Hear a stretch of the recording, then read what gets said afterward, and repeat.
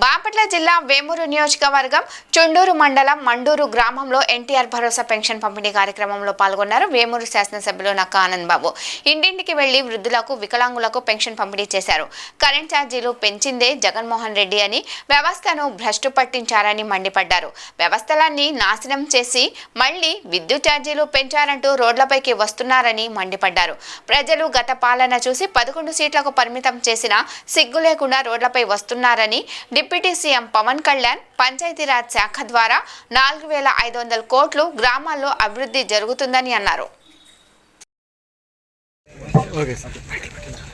గారి నేతృత్వంలో కూటమి ప్రభుత్వం ఏర్పడ్డాక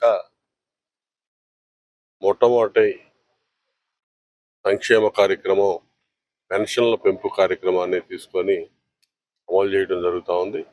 4000 రూపాయలు వృద్ధాప్య వితంతు పెన్షన్లు, 6000 రూపాయలు వికలాంగుల పెన్షన్లు, 15,000 రూపాయలు పూర్తిగా వైకల్యం చెందిన వాళ్ళకి ఇచ్చేటటువంటి పెన్షన్లు అందించడం అనేది ఒక చారిత్రాత్మకమైనటువంటి అంశం. ప్రతి నెల 1వ తేదీ సెలవు దినం అయితే 30-31వ తారీఖులోనే ఈ పెన్షన్లు అందించడం జరుగుతూ ఉంది. గత 5 సంవత్సరాలు జగన్మోహన్ రెడ్డి పరిపాలనలో రాష్ట్రం అస్తవ్యస్తం అయిపోయింది, ఆర్థికంగా దివాళా తీసింది. దాదాపు 11 లక్షల కోట్లు అప్పు భారం ఈ రాష్ట్ర ప్రజల నెత్తి మీద ఉంది. వాటన్నిటినీ సరిచేసుకుంటూ అన్ని ఇబ్బందులను అధిగమిస్తూ ఇవాళ చంద్రబాబు నాయుడు గారి నేతృత్వంలో కూటమి ప్రభుత్వం ముందుకెళ్తా ఉంది. ఇవాళ ఎంత ఆర్థిక భారం ఉన్నా కూడా ఇచ్చిన హామీలన్నీ కూడా ఒకటొకటిగా నెరవేరుస్తూ వస్తున్నటువంటి ప్రభుత్వం చంద్రబాబు నాయుడు నేతృత్వంలో ఈ ప్రభుత్వం.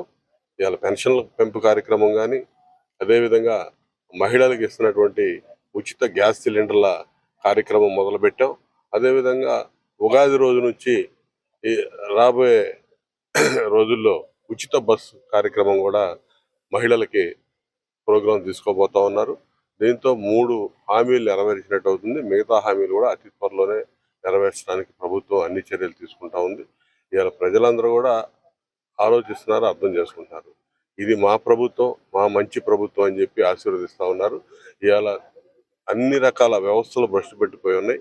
వాటన్నిటిని గాడిని పెట్టుకొని ఈ రాష్ట్రాన్ని ముందుకు తీసుకెళ్లాల్సిన బృహత్తరమైనటువంటి బాధ్యత ప్రజలు అప్పచెప్పారు.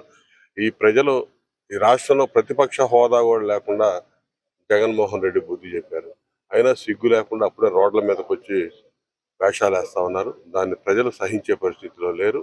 ఇలా విద్యుత్ ఛార్జీల పెంపుదల అంటున్నారు. విద్యుత్ ఛార్జీల పెంపుదల ఎవరు చేసింది? వీళ్ళు చేసింది. జగన్మోహన్ రెడ్డి చేసినటువంటి పాపమే ఈరోజు పట్టి పీడిస్తూ ఉంది ప్రజల్ని. అన్ని రకాలుగా అన్ని వ్యవస్థలను భ్రష్టు పట్టించింది జగన్మోహన్ రెడ్డి. ఇలా వాటన్నిటిని సరిదిద్దుకొని ముందుకు పోతా ఉంది తెలుగుదేశం కూటమి ప్రభుత్వం. ఇలా ఖచ్చితంగా ఈ పెన్షన్ల కార్యక్రమం కానీ, ఇతరత్ర హామీలు కానీ ప్రతి ఒక్కటి కూడా అమలు చేస్తూ ముందుకు పోతున్నటువంటి ఈ ప్రభుత్వాన్ని అందరూ ఆశీర్వదించాలి. మీరందరూ అండగా ఉండి ముందు నడిపించాలి.